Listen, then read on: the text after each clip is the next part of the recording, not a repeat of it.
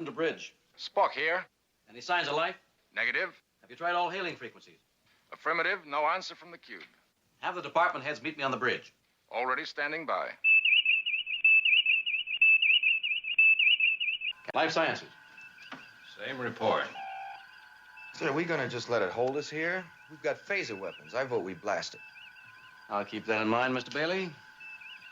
When this becomes a democracy. You realize that the aim will, of course, be very crude. I don't care if you hit the broadside of a barn. Just hurry, please. Captain, why should I aim at such a structure? Mind, Spock. Just get on with the job. Hey guys, what's going on? You are listening to ThisWeekInGeek.net's Future Imperfect. I am your Lieutenant Commander, Mike the Birdman, but I'm not alone as I trek across the scars into the swan song of Picard Season 3. I'm joined by the intrepid crew of the USS Future Imperfect. I'm joined by my best friend, my compatriot, the guy who makes things keep running anywhere and everywhere on this plane of existence. Alex, the producer. And whenever I have a question about Star Trek, life, the universe, and everything, and especially B movies, I have my friend from the great land of Lansing, Michigan. Aaron Pollyea. Because it feels so nice to be back on this show, guys, to talk about Star Trek. And it's nice to talk about something positive for a change. We are talking about the back half of Picard Season 3, which finished up a couple of months ago. And the news in the Star Trek fandom right now has been tumultuous, to say the least. But hey, we can all agree that Picard Season 3 was fantastic. So let's kind of jump right into this. I wouldn't say fantastic. I really liked it. Like, this is what I wanted. And this made me so happy. I would say this is what we would have wanted from Season 1. And yes, it's not fantastic, but it was really good in parts. Like, it was okay. This is the first Picard season that was solid. Oh, yes. Okay, so I would say completely. I would say the first half of the season was good. The second half was okay. Mm-hmm. But that's overall positive. Okay. The final. I will say this: the final episode, I had problems with parts of it, but I liked it as well. Maybe that's your blind love of Star Wars, because it was basically Star Wars. But we'll get to that. Yeah, there are definitely elements where they're taking more of the Star Wars fast-paced, how things are there's the Millennium Falcon and we're going to come in and save you moment. But it was very, very Skyhook / Death Star 2. It's like, and again, we'll get into it later, but like, I like my Star Trek hard, as in hard sci-fi. And I if I want to watch something that is Star Warsy, space fantasy, or if I don't want space fantasy, if I want lighter sci-fi, I watch something like Firefly, Stargate, or Firefly, where it's still a fantastic show, but it's not hard sci-fi. This would be like I know Aaron's a big fan. This would be like, what if The Expanse had a Star Wars episode? Yeah, it would be like no, I agree. Or what if we were watching For All Mankind, and then at some point little green alien men start walking around. Green alien men with laser guns and anti-gravity, and they start screaming and they start vaporizing everybody like in Mars Attacks. Yeah, no, see, I really do feel that the last half was okay. It brought down a fairly strong start to the season, and I have to couch this in like the idea that I like fan service, but a little goes a long way. And we had more than a little. Yeah, it has to be done right. More than a little fan service. So it kind of got aggravating. I still liked it. But so if I remember correctly, I think we did coverage of the first 4, I think. 4 of the 10. Or was it 10 episodes? It was 10 episodes. That sounds right, but I have my ratings up here. Yes, that's right. Yeah. Okay, so we did the first Yeah, we did the first 4 of the 10, and I think when we left on a, oh my god, this is really, really, really good, and then we just didn't get a chance to cover the rest till now. Yeah. Yeah, and I think episode 4 was actually the highest rated episode that I had for the entire season. That was that Ensign Rowe? That is... No, that was before her. Yeah. That was one episode before Ensign Rowe. That's when Ensign Rowe shows up in the end, I think, right? Yeah. And I think maybe, Aaron, give us a recap of what your ratings were for the first 4 on your scale. They ranged between 5 and 7.5. So the way I kind of rank things, it's a really steep bell curve. It's very difficult to get outside of 4 to 6 range. So like even if something's 4 out of 10 to me, it's still okay, but I didn't like it more than I liked it. So having something that's like 7.5 is pretty good. So like a 4 would be like a C minus, a C plus for you. C minus, okay. And then like a 7's a B plus. Yeah, 7's like a B plus. Yeah. Okay. It's really hard to get like to 9 or 1, though. It can be done. So I'm thinking, Mike, you watched it most recently, right? Yeah. I'm just looking over episode summaries. Basically, once you get past episode 4, when you start getting into them going after, like, the Ro Laren stuff was awesome. Like, Michelle Forbes, I really wish she had come back to the thing a lot sooner, but I'm glad they got to wrap up that storyline. When they did the data bit that goes on and they randomly brought back Moriarty, that seemed a little fan servicey for no real reason. I get them bringing back Data, but that, it's weird to say I like it, yet I don't at the same time, because that's a story they just keep bringing back Brent Spiner for whatever reason, and wonderful actor, wonderful character, but it kind of undercuts the sacrifice in season 1 of Picard, where he's like, I just want to go and experience that mortal. Yeah. It basically season 1 to of Picard die. undermines the entire ending of Nemesis.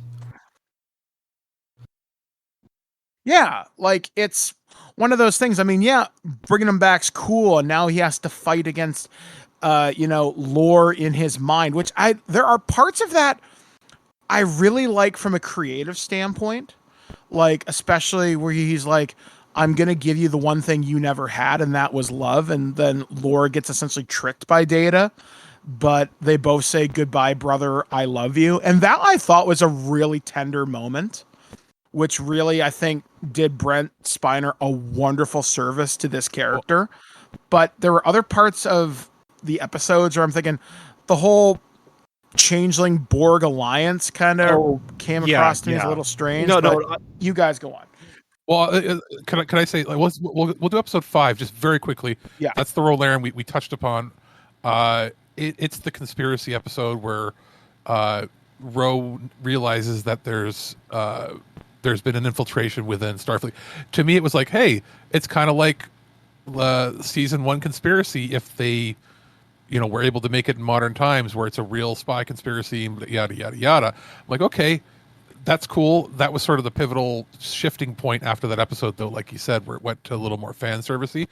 But this bounty episode, which is episode 6, I want to say one thing before Aaron gets in, and that's they keep mentioning in the beginning parts of the season that it's Data, B4, Lal, and Lore.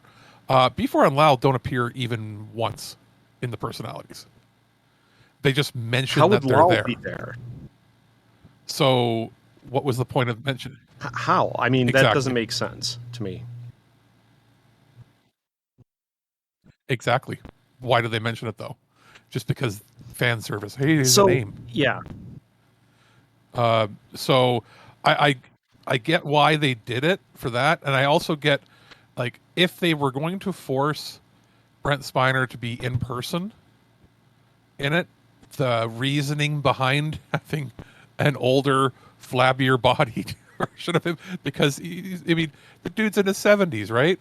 Like, the reasoning for it is like, oh, we want to make him like with a human body that can degrade, and all this. Be like, okay. I personally think if you were to have brought him back, because he technically was separated, it should have just been B4 with B4's memories, and he should have not even had a corporeal form. He should have been brought onto the ship to run the or a ship hologram, as a like hologram, the AI emergency data hologram. Yeah, like he's literally, maybe not controlling the ship, but we're talking like they go into the ready room and they can pull up data. He's on a partition of the ship to store it. Like that's the only way they could store his consciousness is in the ship, and he's okay with it. Exactly. And then you could have had, a holographic representation using old footage or picture of him, or just had his voice. And that would have been fine. And he probably would have been fine getting paid full money to not have to be on screen. But then they wouldn't have likely had reused Majel Barrett's voice for the computer in that last episode. And out of all the fan service stuff in this season, that probably actually was the best fan service. Because that actually got me to have a tear in my eye. But that's me.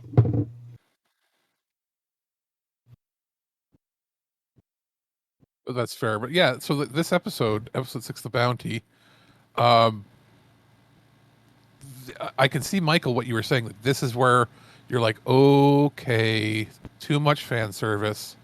Yeah, I mean, it was a cool idea, but like Aaron was saying, if you put too much in, you're gonna spoil it. A little goes a long way, and yeah, it's cool to see Data and Geordi be friends again. It's wonderful they get to pick up that friendship they thought they lost, but part of life is loss, and part of you grows by experiencing that loss and moving on from it.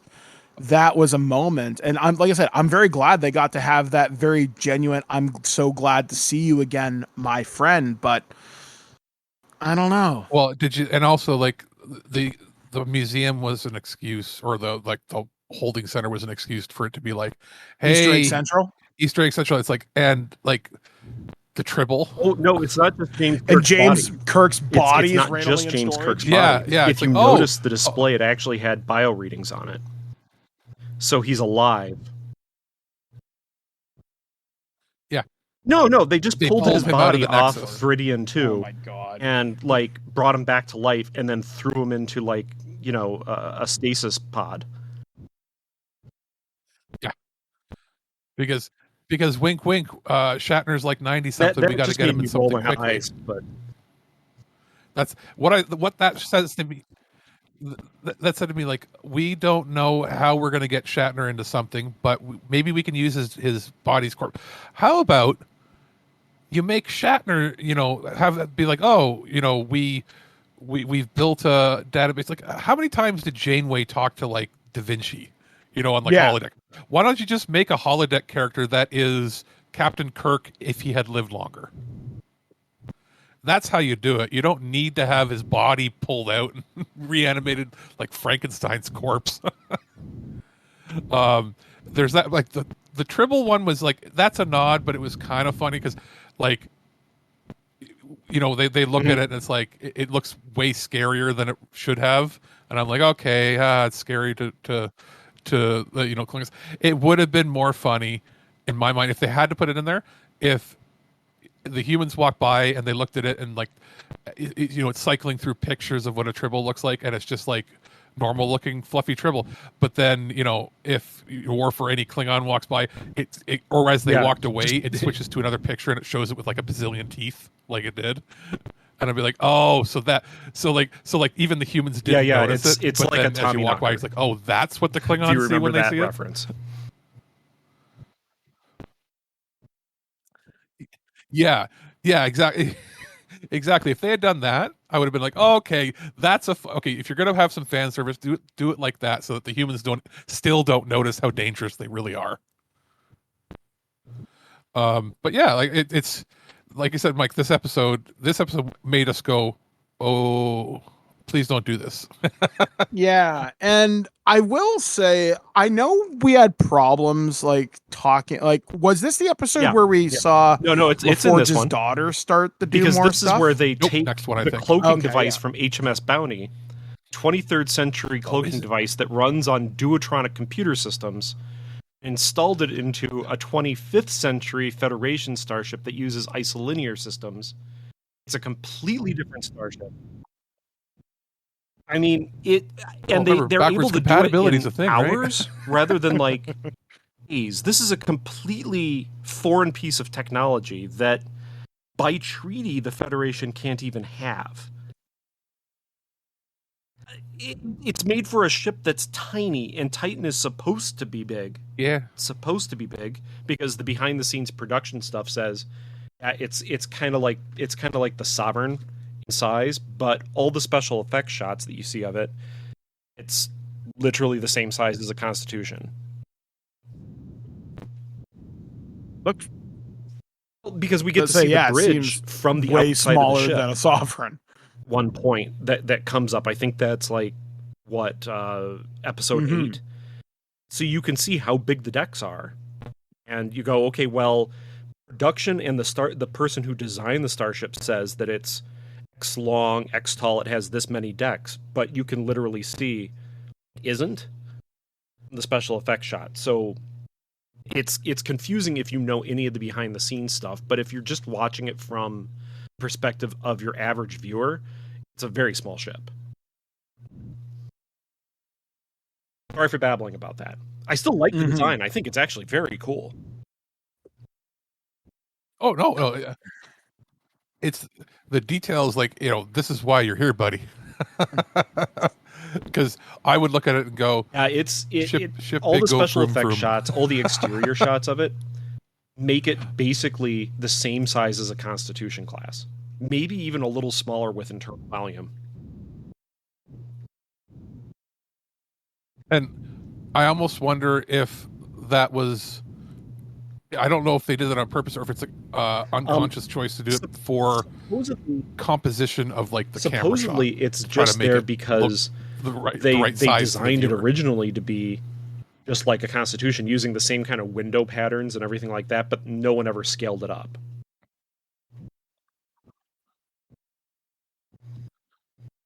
Oh, okay.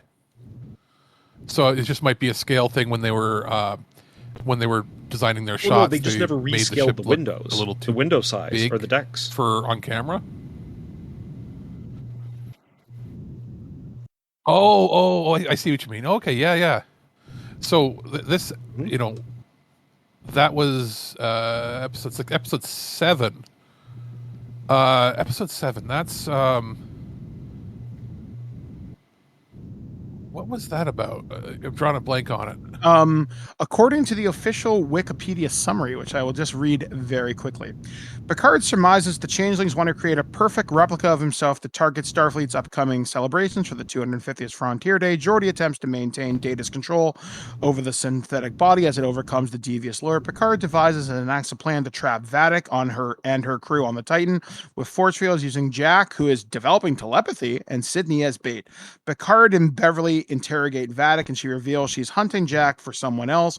She also explains that she was one of 10 changelings whom Starfleet doctors experimented on to develop a breed of super spies. Upon their escape, she swore revenge, formed a rogue changeling faction, taking her torturer's form. Beverly confirms these facts as Picard decides he has to kill Vadic. However, Geordi fails to revive Data in time to stop Lore from taking over the Titan's computers and disabling the force fields, allowing Vadic and her underlings to escape. They capture Seven, Shaw, and the rest of the bridge crew. Vadic invites Jack to the bridge, and she says she knows his true nature. Oh, is this the episode where you flash back to? And I have a feeling that Aaron's going to be very upset Starfleet. with. They specifically say it it shows Section Starfleet 31 torturing creatures. But Let's say, this was the episode confuses Section 31 with Starfleet and the Federation. Okay. Section 31. Section 31 is an illegal organization. It is not a part of Starfleet. Mm-hmm. It is an underground organization that is there to basically do the Federation's dirty deeds. It's also basically there for lazy writers to make the Federation bad guys. basically what it is. I hate Section 31 with a passion because they were used very well in Deep Space Nine, very well, and they have not been used well at all since.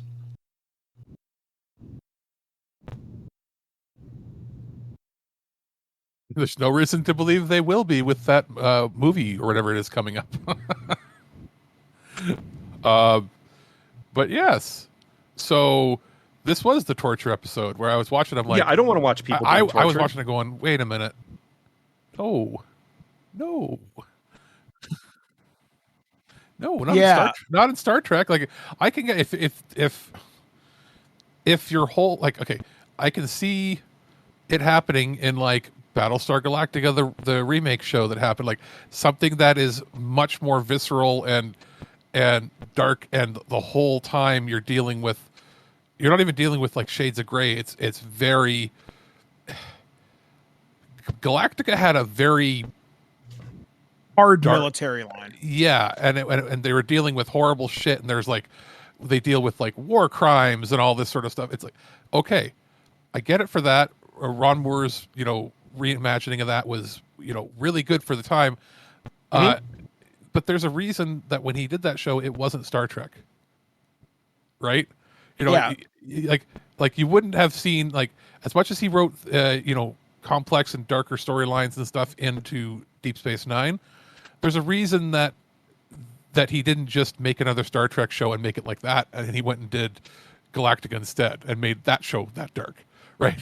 There are certain principles that you shouldn't cross with Star Trek, and I felt like I was like, oh no, I don't want to see more torture. I don't want to see any more legacy I get ripped out just again. I don't want to kill. You know what I mean? No good reason. Yeah, because that's the first time we've seen a legacy character. Ro died in a way where I was like, one of the like new track. Same. Since it came back with Discovery, where their death actually felt meaningful and a part of their character's arc. Yeah, and was their choice. Through their like, even though she was gonna die, it was through her actions. It was not, hey, here's torture porn, which tends to happen in New Trek for whatever reason. So yes, no. Watching this, I was like, okay. And can I point out the fact that while I might be the complaining about some details in each one of these really episodes, the fact is that every time there's character moments in this entire season, character moments where there's characters sitting at a table talking to each other or interacting, having a heartfelt conversation, is chef's kiss. Yes.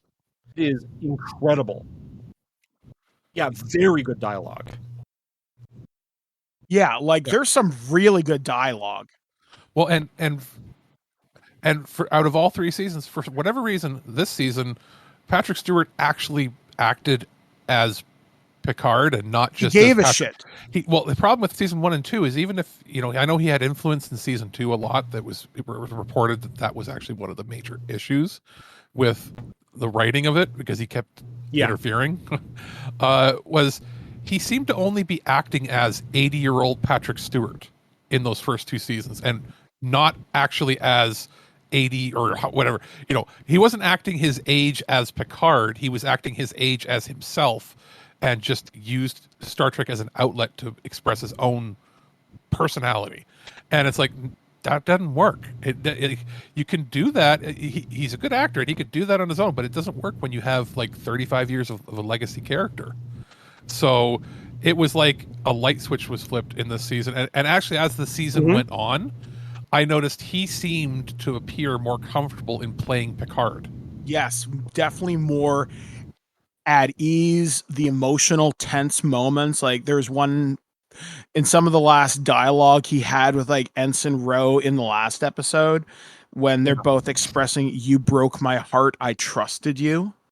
That was really, really, really good. And that was Patrick Stewart and Michelle Forbes, obviously 2 different actors of different calibers, and they were meeting at such a good way. We're like, this is what I've wanted. This is good dialogue. These are good character moments. And think about this from earlier in the season. People went from hating Captain Shaw fucking loving that guy go in ahead. like 2 episodes. Like the online discourse on that character changed immediately. And you know what it was? People were terrified that he was going to be just like all the other new characters that they introduced. Oh, great. Another asshole who's not going to behave like a Star Trek character would behave. And within 2 episodes, you went, wait, no, he's behaving like an actual Star Trek character would behave. He's just an asshole within go that ahead, world. Alex. I'm sorry. Not just an asshole like... Sorry. Yeah, it was. He was behaving like an asshole should within Star Trek, whereas all the other asshole characters have been behaving. I was like going to say I don't remember dumb exactly what I said in our dumb first half shows review of in Picard the previous, about Shaw, New Trek stuff. but I can say at least from my perspective now, looking back, I know I hated Shaw as a captain, but liked him as a character, in general, at the beginning, because I'm like, this guy's a dick. Can't really be this kind of dick and be a Starfleet captain because people aren't going to respect you. They're not going to like you, and how did you get promoted? But as the season goes on, my opinion really didn't change about Shaw. That he was still an asshole, he was still a dick, but you realize that he did have these moments where people around him could see the good that he used to be, if you know what I mean, before his trauma. And that scene where he sits down and explains his trauma to Picard, and it is dark, but entirely appropriate for Star Trek. And I had chills. And the fact is that when he's done and he's like glaring at Picard, Picard just says, I understand. He doesn't try to apologize because there's nothing Picard can do to apologize. There's nothing to apologize for. He wasn't Picard at the time. He was Locutus. He's like, okay, I understand where you're coming from.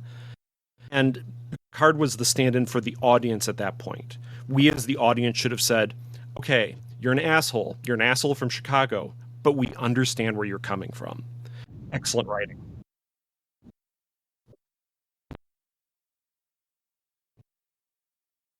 Well, and you get the feeling that when he does jump back into like engineer mode, you start to think, wait a minute, had he not experienced that trauma, gone through that post-traumatic stress, and not had such horrific survivor's guilt, would his alcohol addiction have happened?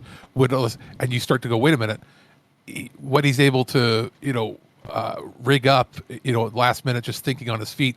He is very intelligent. He's very resourceful.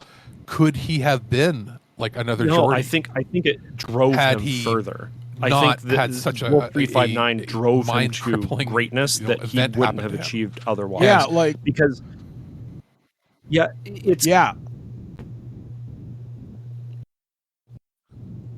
Yeah. Okay, so maybe a bit of both. The way he was explaining it is that he didn't understand why he lived and all of his friends died, and it was just because a lieutenant said, "You get on the escape pod."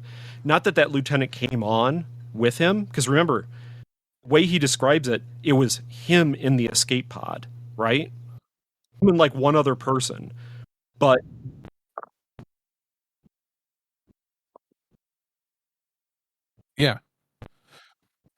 Yeah, like they weren't even drawing straws. They were just pointing at people, saying, "You go there, you go there, you go there." And then from random he was chance, the last person to have he's the the one that finger lived pointed while all of his friends died, and his friends were still there, left there, and they weren't able to go with them. Darlene watched that episode with me, and she was like, "Holy crap! I get it. I get why this guy was an asshole in the first couple episodes. I get the kind of anger that he would have at himself, and like that's disrespect towards himself, because now he's not having to live just for himself. He's having to live for all the other people that never made it."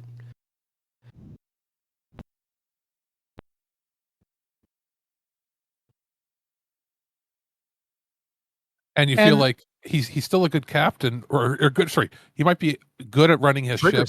And then the second he sees who's coming on board his ship, it amplifies all of his anxieties to the point where, he might have had bad days, quote unquote, with the crew, and that's why they're not. You can see that they all respect him, they all do their job, but they would know, oh, Captain's having one of his bad days. Well, the second he sees who's coming on his ship, every day now becomes a bad day. Because trouble and death always follow Picard no matter where he goes. Like, yeah, like I really like the way that they handled Shaw. Like, I don't know if they, Aaron, Alex, you've probably seen a lot more Star Trek than me, although I'm going to correct that problem this summer. How well does the franchise deal with Survivor's Guild? Like, this is one of those things where I think it's a really good example of it. Deep Space Nine is basically Survivor's Guild. Yeah, I've only seen like the first 2 seasons of it, so I'm gonna. I've seen season 1, and I've seen probably 50% of the episodes sporadically throughout. I just haven't done a full watch through. But I mean, the episode opens like the whole reason. The reason Cisco is there and exists is because of Wolf 359. Yeah. Yeah, and it's like his dislike of Picard and disillusionment and everything. That's why they become basically frontiersmen. They're just like they don't want to. It's easier for him to not be there than it is to deal with it, and then things go on and onward. With like Nog, shouldn't spoil it because it'll be interesting to watch. But with his guild, Deep Space Nine basically is their attempt at Survivor's Guild. Deep Space Nine does it very well. Well, the other series don't do it very well. The reason I say that is that while there is a ship's counselor in TNG, we have Troy. Troy, they basically criminally misuse Troy as a character most of the time, and they do so in the final episode of Picard season 3 as well. Like they really undermine her as a therapist in the last episode, and I don't know if you remember that, but it actually really upset me because I wrote this large section for Star Trek Adventures about counselors and dealing with trauma and how Starfleet would have to have, very passionate, very caring counselors to have just help crew process through these really traumatic experiences. But what does Troy do in the last episode? She's looking at freaking vacation spots, just kind of going, to Data as he's like pouring his heart out to her. It was like, wow.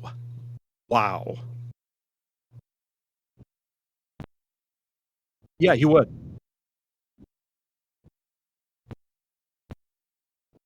Well, and not to mention, you'd have more than one on a ship, but it always seems like there's one. There's one. You mean like, in that sense, I'm like, no wonder she's thinking about other vacation. Therapists on staff on a Galaxy class. There's no way that she would be the only one. 1,000 but patient if workload. It was like Voyager, and then also doing other stuff. Like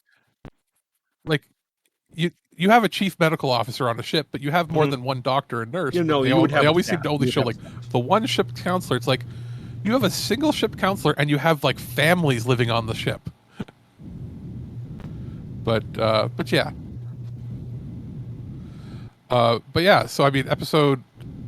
I know we're not really talking deep into each episode, but like, I thought it was interesting how they killed off Vadic. I think that was kind of hilarious, and I did laugh. It was interesting. I laughed because I was like, oh, we don't want to pay you anymore for being in this, so we're going to turn you into ice. It made sense in the next episode because now the changelings out the the airlock with you. We're going to go down the easy route with villains for Star Trek, and now it's the Borg.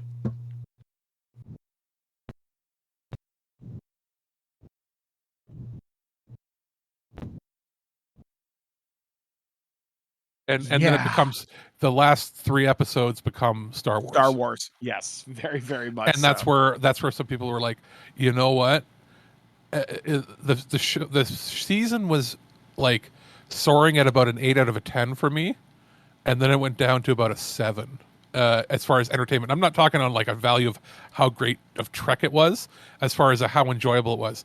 I'm sitting there watching it with my brother every week. He was coming over, and he's not the big Trek fan. He's watching this, and he turns to me partway through the last 2 episodes. He goes, "This is just Star Wars, but not as good." And I went, Oh, you just it's, just hurt my again, soul and every single person that ever watched Next Gen by saying that, because I heard it and I went, again, "You're actually it's right." The interpersonal scenes between the characters, when he's there's like, character dialogue. This is Star happening, Wars. If every single and cast member people was are over like 80, trying to understand themselves and the problem overall, it's great. The dialogue is amazing. People are giving it their all. They're not phoning in performances. This is credit where credit's due to the actors and actresses involved. Seriously. Well done. But the overall plot is just... Yeah, it's Star Wars. Not literally, it's not like New Hope, you know what I'm saying? It's action over thought. It is spectacle over... Yeah. It felt like a movie. Yeah. It's modern Star Wars movies, not the Mandalorian. Mandalorian's a great show. We're talking like the modern trilogy, and it's like spectacle for the sake of it, without making any sense. Hey, for my military fan friends here, what did you think about Starfleet deciding to have every single ship? It's clear that is all not in formation, all at once. That's maybe in front of 2% Earth for no reason. Wow, you're leaving vast parts of the Federation undefended. And if anybody was a Star Trek fan watching that, they would go, "That's not all Starfleet," because clearly it takes years and years to cross the Federation, so not every starship's going to be there. Every all slaved together. No, that would be like, yeah. If they had said and they were trying to say it was like everything in the Alpha Quadrant. If they had said we're having every local sector, every every basically important ship within a 5-sector radius or something, or if they had given a distance that we're having them come in and then we're going to broadcast it to everybody, sure, because that would be like somewhere. That'd be like us doing a Memorial Day thing here and having most of the military from Ontario there. You're not going to call the military in from British Columbia for no reason. You know what I mean? Like, you might have a representative or two, but you're not going to call everybody in. That would be like America being like, "Hey, we're going to have a 4th of July celebration, and by the way, we're calling all of our Navy vessels in that patrol international waters and keep China in check. We're just going to pull them all in because we want to have a fireworks show." And when I saw that, I was like, my brain is melting. What are you doing? Also, they're just like I was like, did you learn nothing from Ron Moore's Battlestar Galactica? You're going not to only that we're going to tie every all of ship Starfleet's so that it can be taken over remotely by Starfleet anywhere in the galaxy. You just had Prodigy commands. Show that's like an incredibly bad idea. And Fleet Admiral Elizabeth Shelby, the person who has literally stood against the Borg every time we've seen her on screen, they're announcing we have Borg-enhanced starships to tie them all together. Then she gets killed because she's a legacy character.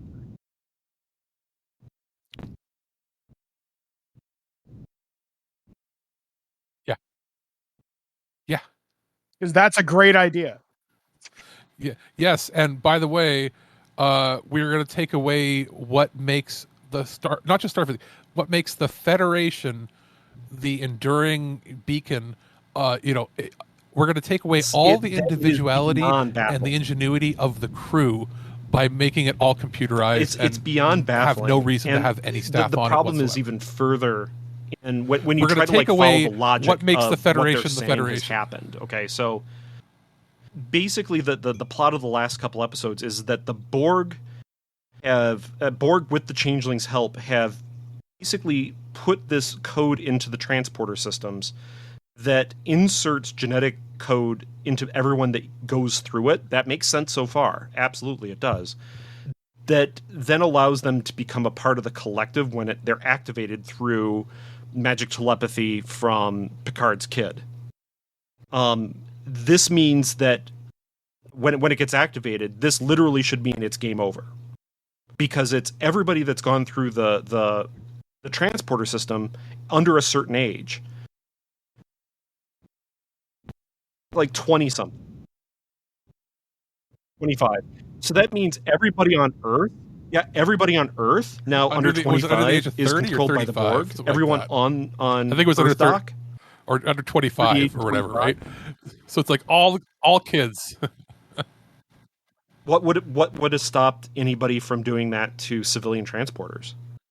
Well, it's anybody Nothing. that's used a transporter onto a Starfleet military Absolutely vessel. nothing.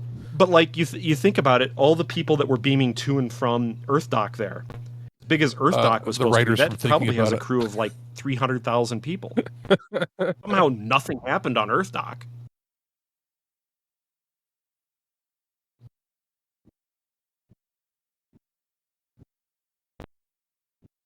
Yeah. So you've you've got that, and I went, oh god, they did the same thing that they do in all the new Trek seasons, is have a really stupid ending that doesn't make any sense, except for somebody in the writers' room went, wouldn't this be cool? And then nobody said no, because they were going so well, and yet again, all the character stuff's great. I mean, how teared up or did you feel when they finally went on the Enterprise D and lit it up? Like I thought they went a little long and overboard with that, but I'll tell you one thing: I started laughing audibly out loud as when they went on the ship and it started lighting up. That the lighting for the whole show it was beautiful. became flat, bright lighting, not as bright as it was. In Next Gen when it was airing on TV, but it had the same lighting, and I even took screenshots. And you showed could actually see what was going on. As first the contact. first time a starship breaks in the season, you can tell what's going on. Well-lit set as the movie did 25 years ago.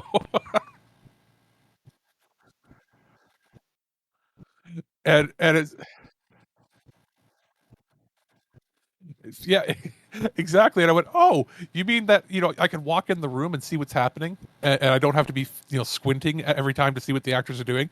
And a telltale sign, I don't know if you guys saw it, they all the actors were doing, except for Picard, were doing podcast appearances on things. And Gates showed up on, I think it was the shuttle one, the one that's run by the dudes from Enterprise. They run a video podcast with Trip and what's his name, the British guy. I'm forgetting his name now.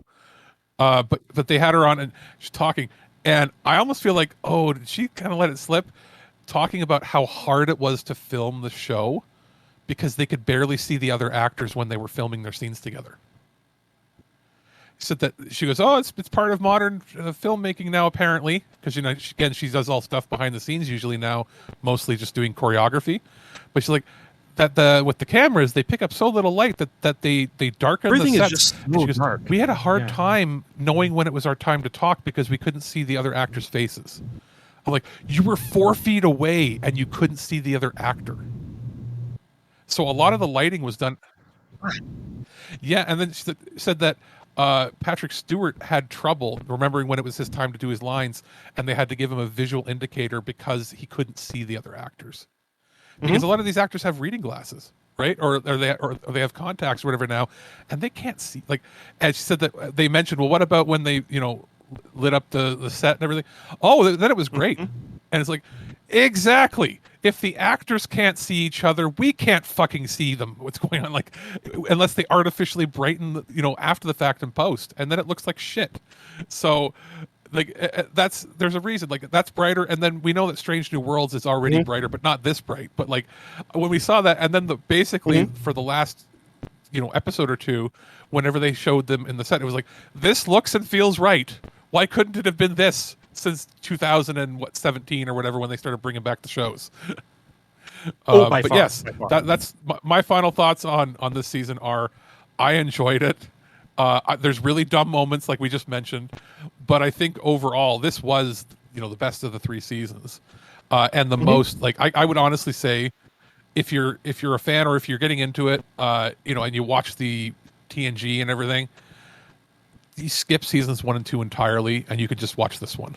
I would honestly, if you're gonna skip seasons 1 and 2, just watch a quick video synopsis that just kind of brings you up to date with certain characters. One of the things I will say as we begin to finish out here, I did find some of the newer characters were less annoying as this season went on, because I haven't cared for Raffi almost this entire time. And I know in the beginning of this season, she was like, look at me, I'm all strung out and whatever. As this season went on, she became less and less annoying, but it's also because she became less and less prominent. But they did provide her with a little wrap and a bow. Although I guess one thing to talk about, guys, before we wrap this up, they're clearly setting up something else. What do we think about that? I think do not make the Raffi with 7 of 9 as captain show. Is do not do fine. that. That's I what's think been that would rumored. be great. I do not want to see Raffi as at all. The only returning character from Picard season 3. No, I don't want to see Jack Crusher. I don't want to see Raffi. Okay, well maybe Sydney LaForge. That's fine. She can be the Helms person. That's fine. But those two.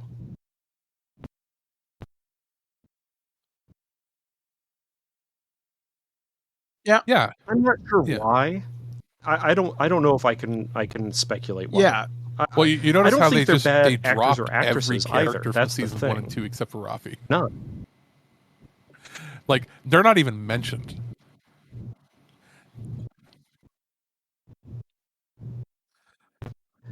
Like, what happens with Laris? I just think they were given bad stuff to work with. Like Laris I in the think first episode. Raffi's actress that's signed a Orla 3-year Brady. deal, and nobody else She does did. fine in the And they first just two seasons. kinda It's had just to that keep her. there's not anything there for her. Because like there was like they don't even. Yeah.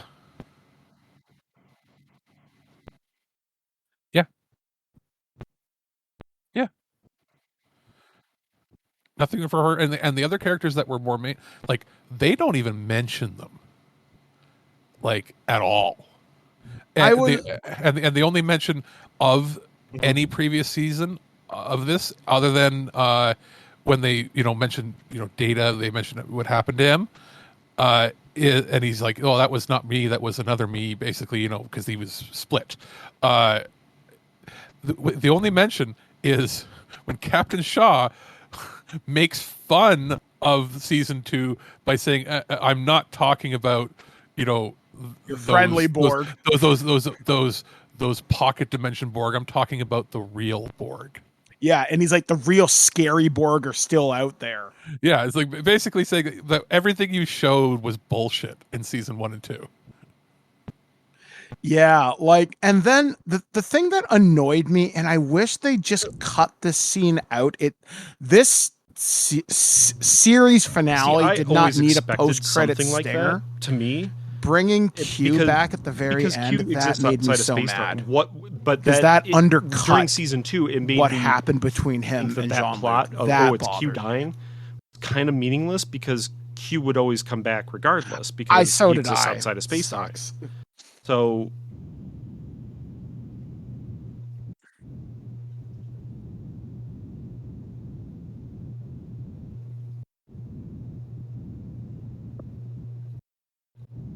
Yeah, like the only explanation I worked out in my head with Q doing that was different phase. It wasn't that Q was dying, is that he was trying to show. I can believe that it was actually Q dying. It's like that's him at the end of his life. And that but he was everything trying else to we see is inspire him to snap if out he comes of it, back, basically. In a series, 50 years from now, yeah, it's just Q from before he was dying. It's okay.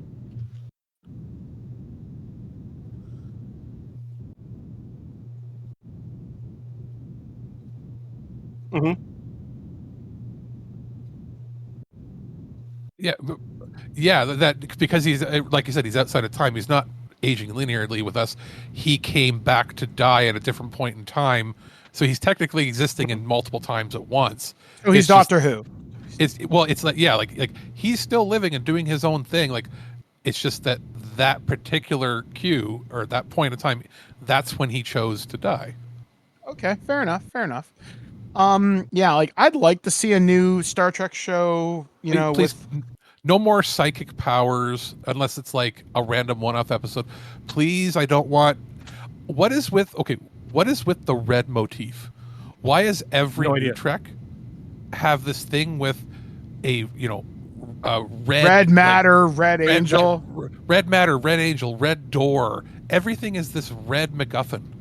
What is it? Some weird obsession that they've got with it? I don't understand why. It's always something red.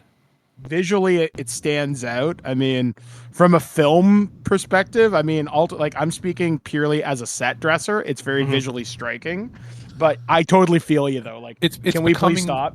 Yes, it's becoming very obvious that it's like, oh, if anything red shows up, that's the MacGuffin for the end of the whole season. And like, Star Trek tends to rely very heavily on certain primary colors. Green, it's alien. Like, you always assume it's Borg or something. Blue is always Starfleet. Red is always big spooky aliens or Klingons. Yeah. But yeah, I mean, it was nice seeing Klingon makeup look right again. Yeah. Like, I don't know. I think Star Trek stands at a weird thing, because I know there was an interview Patrick Stewart said the other day there should be one more TNG film, One Last Great Adventure. What do you guys think about that? Yeah, I'd say if there's enough gas for the TNG crew to do one more thing, or should Picard season 3 be it? Only if either Ron Moore or Ira Baird comes and writes it. You have to get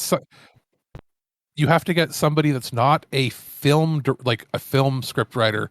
You have to get somebody that was part of the writers' rooms in the 90s to do it. Mm-hmm. I wouldn't trust anybody. Like, even a super fan might. The problem with a super fan writing it is they might get 90% of it right and then put too much fan service in, not realizing it. Yeah, like, basically, we don't want the Force Awakens with the Enterprise. I don't think.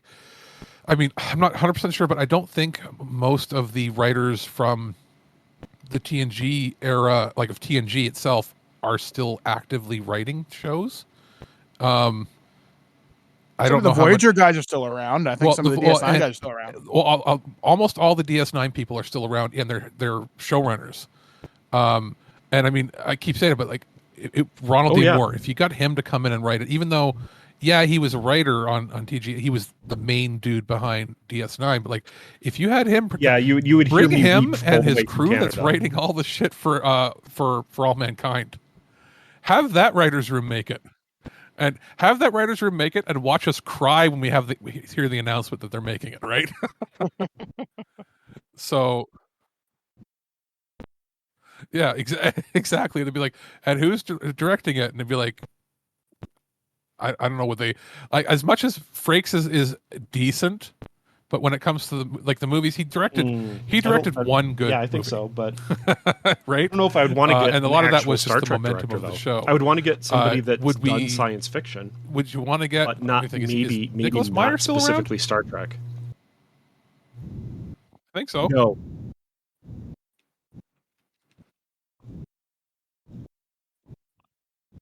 Yeah.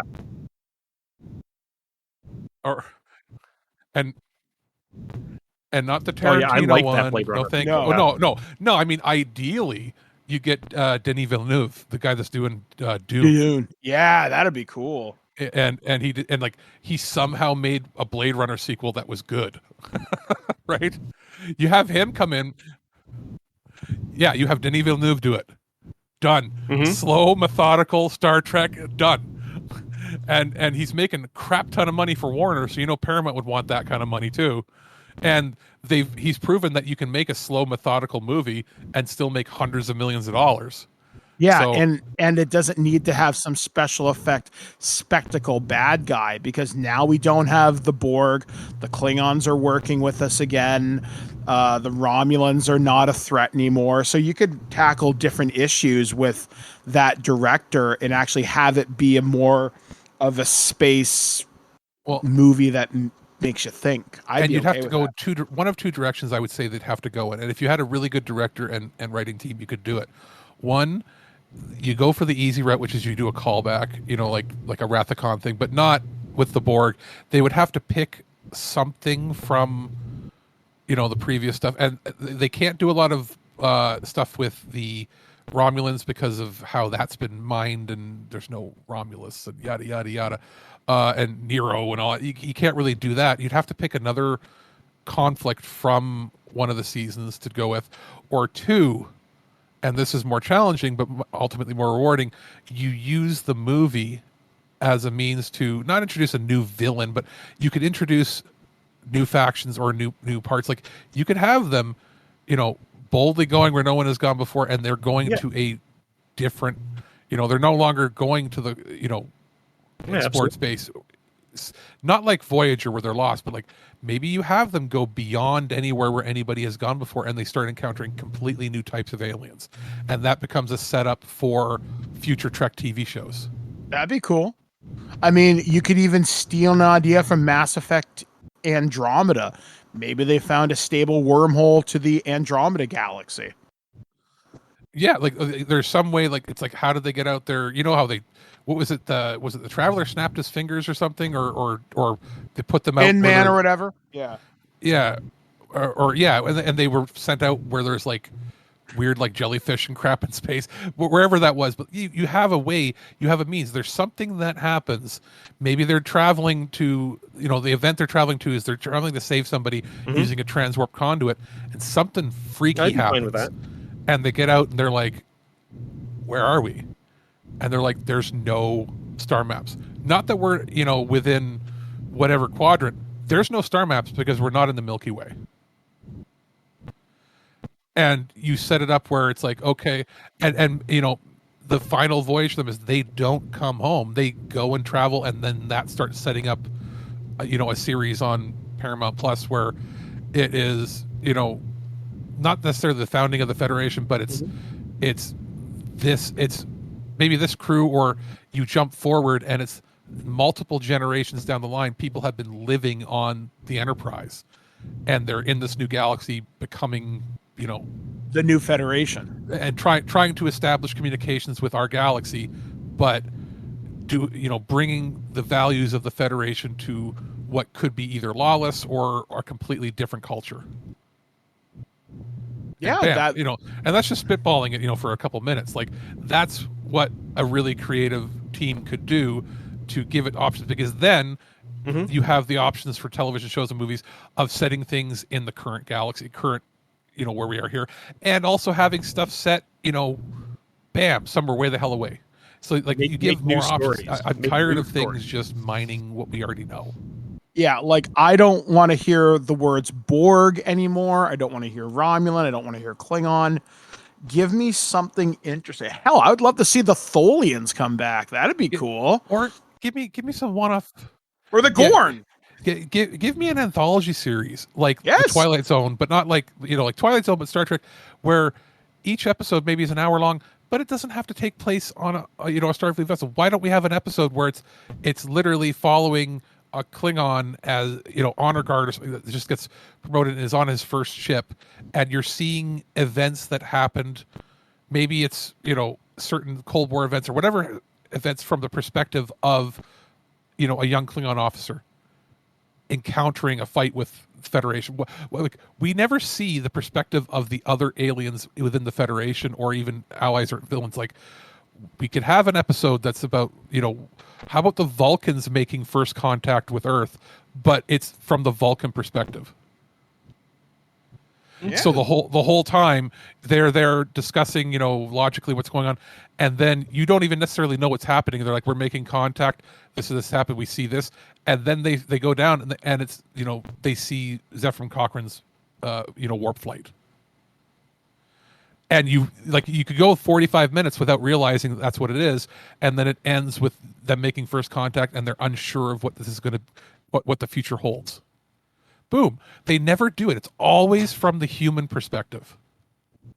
And that's what an anthology series could let you do. Anyway, I'm off my soapbox now. Good times. So anyway, guys, that's going to do it for this edition of Future Imperfect. You're probably hearing this show some point in July. I'll be recording a couple more of these with JT, Ken, and Aaron as Alex is taking the month of August off as he goes into hibernation and webmaster only mode. So hopefully you guys are having a safe and happy summer vacation here on Twig. Me and Alex are probably playing video games. I'm probably watching a lot of Star Trek and probably some anime. Yeah, so again, guys, thank you for doing this. I'm so glad we got a chance to talk about Picard season 3. Definitely check it out. Finding Star Trek on a streaming service is going to be interesting. We'll say that. Have fun doing that. So I guess until next time, folks, for the Future Imperfect, we have been Alex, the producer. And I'm Mike the Birdman saying, and until next time, folks, live long and prosper. Computer, this is Captain James Kirk of the USS Enterprise. Destruct sequence 1, code 1, 1A. Computer, initiate the self-destruct sequence. Authorization Janeway Pi 110. Computer, this is Captain Benjamin Sisko. Initiate auto-destruct sequence. Authorization Cisco Alpha 1 Alpha. Begin auto-destruct sequence. Authorization Picard 47 Alpha Tango. Self-destruct in 15 minutes. There will be no further audio warning. My lord, the ship appears to be deserted. How can that be? They're hiding. Yes, sir. But the bridge seems to be run by computer. It is the only thing speaking. Speaking? Let me hear. 9, 8, 7, 6, 5. Get out! 3, Get out of there! Get out! 1.